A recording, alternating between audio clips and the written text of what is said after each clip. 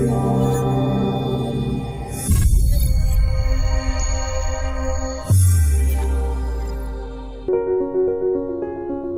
the introduction has already been given about the high risk of recurrence in patients with lung cancer. Even if it is a stage 1, there is still close to a 50% risk of recurrence. So definitely, while chemotherapy does improve overall survival by a good 5% and improves disease-free survival, there is a lot of room for improvement.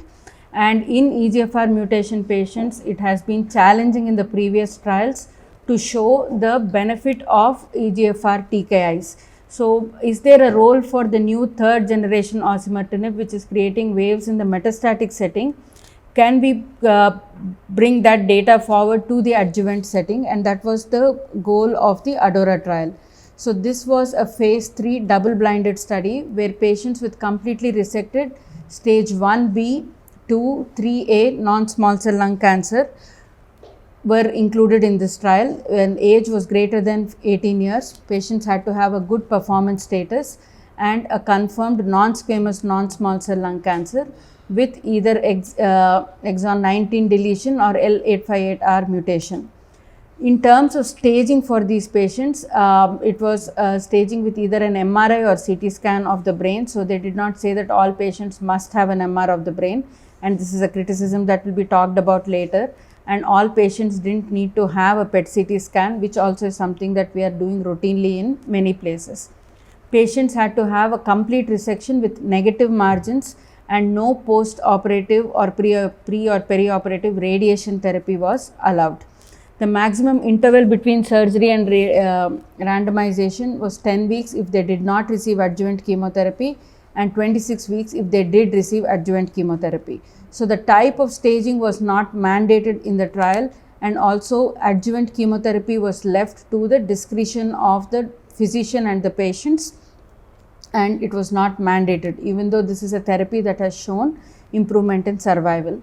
Patients were stratified by stage, the type of EGFR mutation and the race, and it was a 1-to-1 randomization between osimertinib 80 milligrams once daily and placebo. Again, taking inspiration from the GIST data, I think they decided on a duration of 3 years. Why it was 3 years and not 5 years or 2 years is not clear, but I think they decided 3 years is a good in between. And the endpoints were disease-free survival, and that was the primary endpoint. And it was in a hierarchical manner, where if the primary endpoint of disease-free survival was reached in patients with stage 2 and stage 3A, only then the disease-free survival in the overall population would be tested. If the DFS in the overall population was significant, then the overall survival would be tested. The trial, however, was not powered for overall survival. So they started recruiting patients in January 2015. Within a year, I think they were able to recruit all the patients. The actual planned review was in February 2022, but this presentation was an ad hoc presentation after the Data Safety Monitoring Board met and found the results so good that they decided they had to make it public. So this data cutoff is January 17th, 2020. Coming to the baseline characteristics, they have been pretty well matched. As expected, there were more females than males. The median age around 64, more non-smokers than smokers. A lot of the patients were the Asian population with good performance status, and they were evenly divided between the 3 stages. So stage 1B was 30%, stage 2 around 35%, and stage 3A was 34%.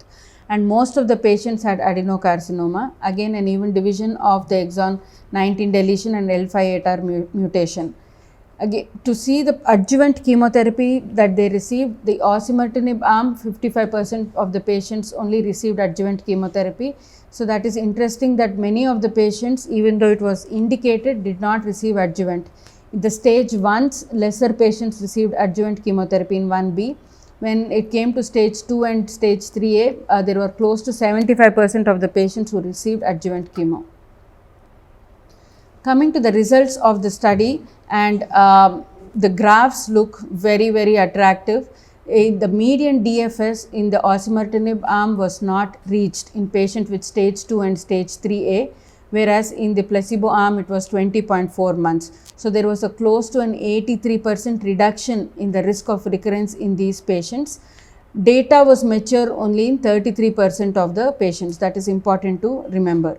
So adjuvant osimertinib at the time of this cutoff did prolong disease-free survival when compared to placebo.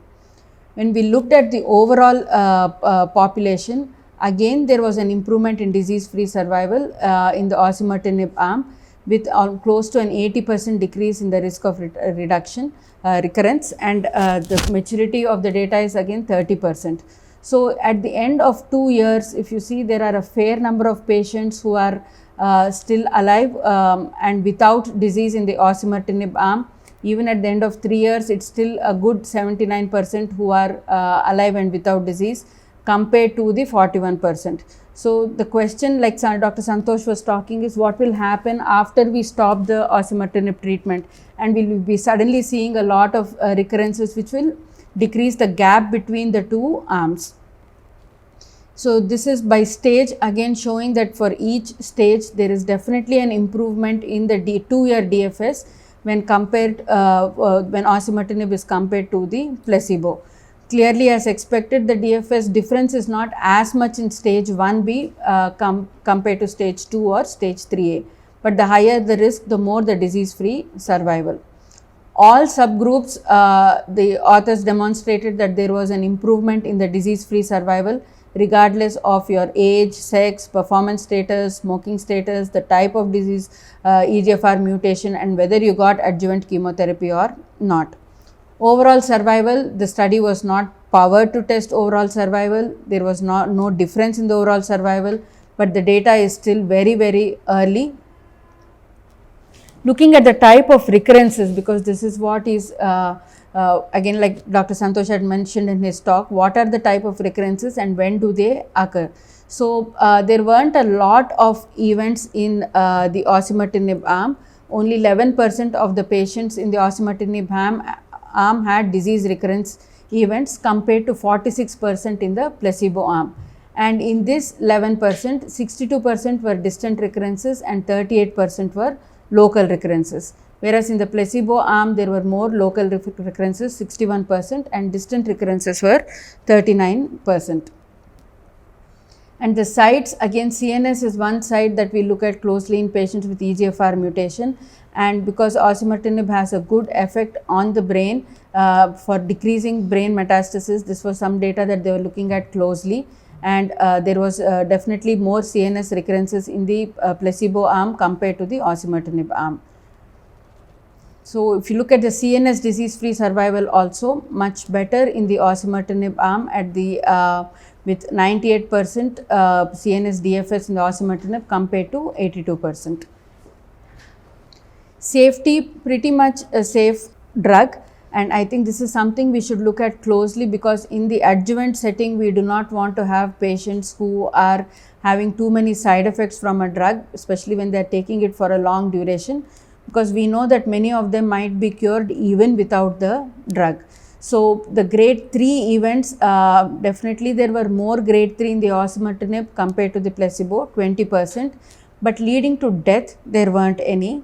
Serious adverse events were around 16%. It is important that about 11% of the patients discontinued the treatment because of some side effect, and about 7% needed a dose reduction. So close to a fifth of the patients required some kind of dose change or discontinuation of the treatment. So something that cannot be taken lightly in an adjuvant setting. So the most common ones were diarrhea, skin changes, pruritus, and stomatitis. All in a palliative setting might be something that patients might tolerate, but in an adjuvant setting these are slow nagging things that you have every day, which you might wonder why you are going through. So this presentation, the initial presentation was in ASCO 2020, and here they again emphasized on the big reductions in risk of recurrence with osimertinib in all stages of lung cancer with decent safety signals. and the conclusion was that definitely osimertinib should be incorporated into standard practice. In ESMO, in September, they presented the CNS data, again demonstrating that there was an improvement in CNS DFS, and once again coming to the conclusion that the risk of local and distant recurrence and improved CNS DFS reinforced the role of adjuvant osimertinib.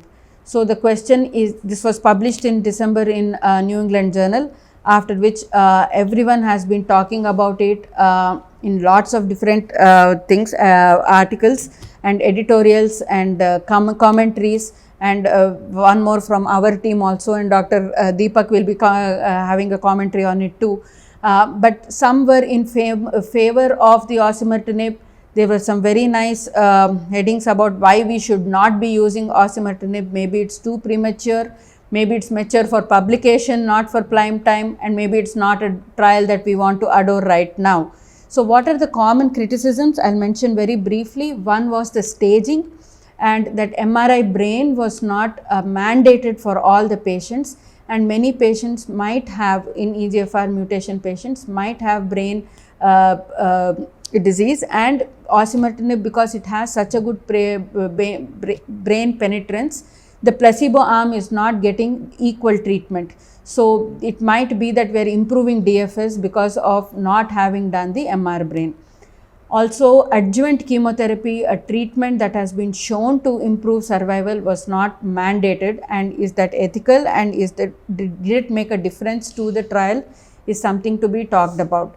More importantly, is DFS a valid surrogate endpoint for an adjuvant trial where we are using TKIs? So for chemotherapy, it has been proven in lung that DFS is a valid surrogate endpoint, but definitely not for these cytostatic drugs. So can we just say that because a patient has an improvement in DFS, because the trial is showing a DFS improvement, we should be using this drug routinely for all our patients with stage 1B, 2B, 2A and 3, is something that we really need to discuss. And there is no survival benefit, data is immature yet, and financial toxicity, of course, in our country and even abroad, where it costs almost, I think, $200,000 a year. So it's not something that can be taken lightly. So in the absence of a survival benefit, is it something that we should be using? And going back to the same breast cancer trials where we are using targeted therapy with great success, we are stuck with the pertuzumab, where we got an approval for neoadjuvant and adjuvant based on a neoadjuvant trial, and the adjuvant to date has not shown an improvement in survival. So we are kind of stuck because of these great improvements in DFS, and we don't know what to do with our patients. So I would conclude that from my reading of the ADAURA trial and whatever data we have from the EGFR, that because the benefit, the DFS is such a big gap in the graphs that we are seeing, it is definitely something that I would discuss with my patients, but maybe today at this point I would not be pushing them to take it, especially for my stage 1B patients. So maybe the higher the risk, I might think about it, have a discussion, but I'm not completely convinced yet. So I'll stop there. And the NCCN guidelines, I wanted to end by saying, has included it not as a category 1, but it has included osimertinib as a treatment of choice for all patients in addition to chemotherapy in stage 1B, 2A, 2B and 3A patients also. So that has already been included in the NCCN guidelines. ESMO has not made a recommendation yet and waiting on it. So I'll stop there and thank you.